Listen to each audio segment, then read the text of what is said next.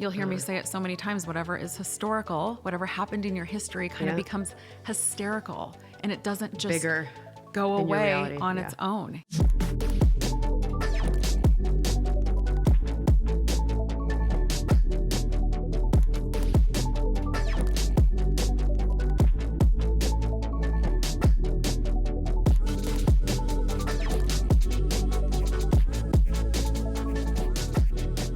Self-limiting beliefs.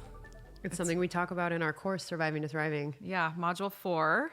Rewriting the script. Yeah, it's so good. It's Talking about that inner dialogue. Yeah, it's such necessary work. You and I see it all the time. We look at people and say, is that really how you talk to yourself? Yeah, and they do. And they do. You know, there's so much negative self-talk that goes on that absolutely does not serve if we were to really reflect what our goals are and how we want to feel. Yeah. And it doesn't help our physical body to have all this negative messaging running through your mind all the time. Yes, and part of the negative self-talk that goes on for people has a lot to do with their self-limiting beliefs. Yes. And, you know, for people who don't really think about the definition of this, a limiting belief is something that constrains you from doing what you want to do, from taking the risks that you want to take, from having courage and confidence to do something new or put your heart out there or be vulnerable with people. Telling yourself you're not good enough. Well, that's an example of a limiting belief, right? Telling yourself you're not worth it. I'm not worthy of love, or I'm not worthy of this job promotion. I don't have what it takes to do X, Y, or Z. And so much of this stuff comes from a young age, right? Yes. From being a kid or from your experiences as a young person, from your family, or the messaging that you get from culture or society, or maybe education, trauma. Yeah. You'll hear me say it so many times, whatever is historical, whatever happened in your history kind of becomes hysterical, and it doesn't just Bigger go in your away reality. on its own. Yeah. And so I think that kind of identifying the negative self-talk, the self-limiting beliefs, like really digging into who you are is something that we help people work through in module 4, and really figuring out where your deficits are in terms of your thinking and how you are talking to yourself is so incredibly helpful for people. And it's something that they, again, don't think about. People don't think about this stuff. And don't you think that this is kind of a daunting prospect to people? Like, this can feel really challenging and a little really scary vulnerable. for people. Yes, it's really vulnerable. I have had patients say, I don't actually want to go there. Yeah. And I understand that, because you're looking back and you are identifying some of the most brutal things that you say to yourself, and then you're kind of looking at where they came from. Yep. And that can be really hard. Yeah. And also, what do you do about it, right? Yeah. Which we address that in module 4 as well. Yeah. But yeah, people wake up in the morning and they say, I'm tired. First things first, I don't have enough energy. I don't feel good. I can't handle this day. I'm overwhelmed. I've got too much going on. The person next to me slept well, but I didn't sleep well. Yeah. People are just saying terrible things to themselves. Like, I can't handle this. How is that helpful? What does that do? Yeah. How does that set you up? And for us, talking to somebody for even 5 minutes, we see cracks of their self-limiting beliefs instantly. Yes. Instantly. Yeah. What are some of your self-limiting beliefs? I mean, over the years, therapy, working these strategies, the awareness of the self-limiting beliefs it's pretty powerful. And knowing that you have to shine a flashlight on them so that you can see what they are is, it's sort of a humbling experience. Yeah. Probably my biggest limiting belief that I have carried with me throughout childhood and then into adulthood and have worked through is simply, I'm not enough. I don't know enough. I don't have enough experience. I don't have enough to offer. Yeah. And, working through all of that over the years, I know where that comes from. When I was a kid, I knew that I was different. I knew that I was gay when I was young, but I didn't have language for it, and I didn't quite know how to address it. didn't know what to But do what with I it. did know was that I needed to be the same as everybody else. And so I intuitively kind of knew I needed to construct a version of myself to present to the world and make sure that I had some of that other stuff hidden away and protected because it was too scary, right? Yep. And so I became very good at that. But it was stressful because I always had to be one step ahead, right? And I always needed to make sure that that this looked good and that I had the right things to say to this and I could answer questions in this way to keep up the facade. Yeah. You're not enough on your own is how you felt, just you.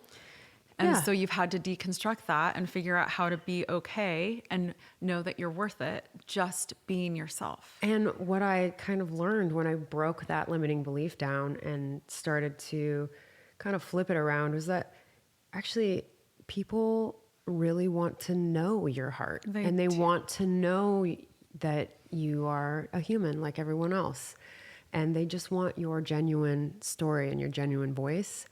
And so that has started to come through in the last 10 years after breaking that belief down and kind of deconstructing it, as you put it. But, it's still sometimes there. Yeah, right? it's always going to be there. But I think that the strategy you've really worked the strategy. Oh, for years. And it's a practice. What I can say to everyone is that you've come so far. Even in the amount of time I've only known you in your adult life, and you are a night and day different person. Yeah. And you are authentically you. You wear your heart on your sleeve. You show up in this world exactly for who you are. And people love that person so much because you're willing to put yourself out there.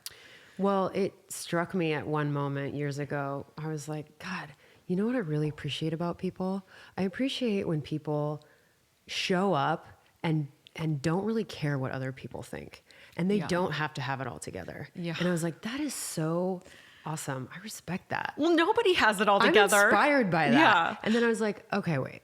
If I'm inspired by that and I am doing the opposite of that, I'm showing up in a very controlled way, in a way where I've sort of curated the version of me that I want to show. Yep. Like, I'm not inspiring. I'm not living up to the standards that I appreciate in other people. Yeah. And then I had to go way back and figure out why the hell I was doing that. Yeah. And, it all makes a lot of sense to me now. And I think that a lot of people feel that way, especially people in the LGBT community. Yep. They feel that way. They have a story. They have a story, and it has a lot to do with showing a version of yourself that is safe and acceptable and hiding away the parts of you that are not deemed safe and acceptable. Yeah. But that aside, self-limiting beliefs are something that everybody deals with. Nobody's exempt from those. Nobody's exempt. I always say everybody walks around like everyone's fine. No one's fine. People have it all buttoned up. Don't compare the way you feel on the inside to how people look on the outside. Everybody presents so well, but there's so much that goes on with us, right? Yeah. People look at me and say, well, you look like you have it all together. I'm like, I don't have it all together. I'm their practitioner. They're sitting there as my patient. And one of my self-limiting beliefs is I hate sitting in that chair. Yeah. I hate being the patient because of something that happened to me in my history. Yeah. When I was pregnant with my first child, and I tell this story in great detail in module 4, I went to the doctor 20 plus times and they kept telling me my baby was going to die. Yeah. And when you are told that there is something wrong with you over and over and over again, every time you walk through the door of a doctor's office, you start to believe it. You internalize it. What do I think is going to happen when I walk through the door of a doctor's office now? I have to talk myself out of it. Yeah. I have to work the strategy that I am okay and that they're not going to tell me that something is wrong with me. Yeah. And you gotta so just shine a flashlight on all those beliefs so that you can know what they are and know what you're dealing with. and know where it came from, Yeah. you know, like it didn't just happen that I don't like going to the doctor. Something traumatic happened to me over and over and over again. And I've worked through it, but you know, I still don't like to go to the doctor. It's hard for Yeah. me. I think this is so important to talk about on a larger scale culturally, mostly because what people don't connect is that your limiting beliefs prevent you from making impactful change in your life. Right. And when it comes to physical health, which is really what you and I are all about, is helping people move towards better health every day. Those limiting beliefs get in the way of people making impactful change. So when it comes to exercise, when it comes to changing nutrition and diet, when it comes to changing habits around sleep, all of these limiting beliefs get in the way. I'm not going to have enough time. I'm too stressed. I'm too busy. I'm overwhelmed. I'm a failure. I'm not somebody who deserves to be taken care of, valued. I don't value myself. So I'm going to put myself really low on the to-do list. It has such big impact on our physical health. Absolutely. Because then you're not exercising, and then you're not sleeping, and then you don't feel good, and then you're not eating the right things. Yes. And it is a huge roadblock for people who are really trying to take ownership of their health again and embrace the fact that, most factors to leading towards chronic disease or leading towards chronic illness, they are preventable lifestyle factors. Absolutely. And there is an ownership that we can take of our health. Yep.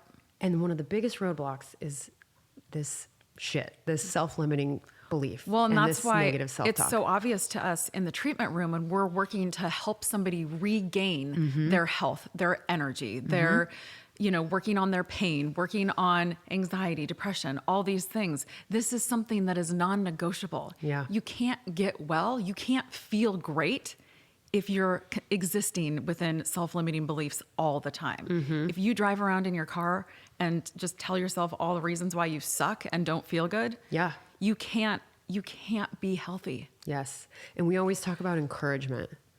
Yes. You know how people just need a little bit of encouragement to be able to make even small changes and get a little bit of momentum going in their life. Think about the cheerleader, somebody who's encouraging you. And now think about that negative self-talk in your head. It's the complete opposite of what you want. It is the complete opposite of encouragement. Yep. It is just self-destruction and breakdown. And, we have to change the conversation in our heads so that we can change our health. Yep. And start moving towards better health. And our encouragement goes a long ways for people. We look at people and we're like, you're not doing that bad. Like, you're doing so many things right. Let's just tweak a few things. You're actually doing a really good job. Yeah. And they're like, I am? Yeah. Yes, you are doing a really good job. Tell yourself that. Here's what we're going to do. We're going to work on, sleep. We're going to do some acupuncture, and we're going to get you feeling better in your body, and you're going to go for a walk every day, but you're doing a lot right. Yeah. And then we're going to work on this messaging, these things that you're telling yourself so that you can be encouragement to yourself, because when they hear our voices say that, and then they start saying it to themselves, things just start to change for them. Yes. Right? You just feel differently, emotionally and physically. It's so important. And when you really start to look at root of limiting beliefs, you think about developing ideas, thoughts, beliefs as a child. Well, what's the childlike brain? It is underdeveloped. Yeah. You have a lack of context. You have incomplete information, and you have sort of limited language. Yep. And we get stuck there. And we are forming a concrete story and belief in our brains that perpetuates over time and moves with us into our adulthood. And this is the root of our limiting beliefs. Yeah, it's so true. I mean, talk about building a foundation on like a crumbling sand, that just doesn't make sense. It doesn't help. But we don't think about that as adults. We don't really think about, this limiting belief that I have that started as a child. Yeah, I was like 8. what do you know when you're 8? Nothing. You know? You know how to play Legos. What do you or know about your self-worth and value when you're 8? It's so but true. It's just the reality that we are all walking into with, you know, when we're looking at these stories, it goes back. And so I think that that's also really powerful for people. Yeah. When you can say, hey, look, it's not your fault. There's nobody to blame here. This was your young mind. Yep. It's so true. Yeah. One of my other limiting beliefs is that I can't speak in front of people. Oh, I know. And I have no desire to speak in front of anybody ever. Yeah. And so it's something. Or on video or on a podcast. Or on a video or on a podcast or be on camera. It's real. Yeah. And it's something that I've really had to work through in order to sit here with you. Oh, Sarah, remember when we were first coming up with this whole idea for Optimize You? And we were like, hey, you know, we might have to do video. And then I think you passed out for a couple days. I think a couple days. Yeah. And overcoming those fears and knowing that that's what I was telling myself and that it's not true. So these are stories. Yes. The story that I was telling myself is that I can't do it and I don't want to do it. But if I say, this is fun and I want to be doing this and I have a message, many messages, we have so much to offer the world in terms of what we know and our work with people, then it just changes it. But I can exist in this story or I can exist in this story. And neither one of them, it's not like I'm lying to myself if I say this is fun. It is fun. I love sitting here talking to you. And I love that more people are gonna hear our stories and use our strategies and tools because I was put on this earth to serve and so were you. And so if I exist in that story rather than this story, if I can't and I don't want to and it's not me and I'm not good at it, then that just doesn't help me. So I just have chosen to exist in this other story and tell myself this is fun and I'm having a great time. It's really helpful. It is. And I think if we could say one thing to people, it would be that self-limiting beliefs, you know, there are a lot of things, but one of the things that they really are they're an impediment, they're a roadblock to you sharing your gifts with the world. Yeah. And we know that inherently we all have something to offer. Everybody has something really beautiful to offer and a story that will have impact on the world. And those self-limiting beliefs, they just get in the way of your gifts. Yes. And if you can take those out of the equation, God, the way that you could serve the way world that you can show up it would change the world. Absolutely. Yeah.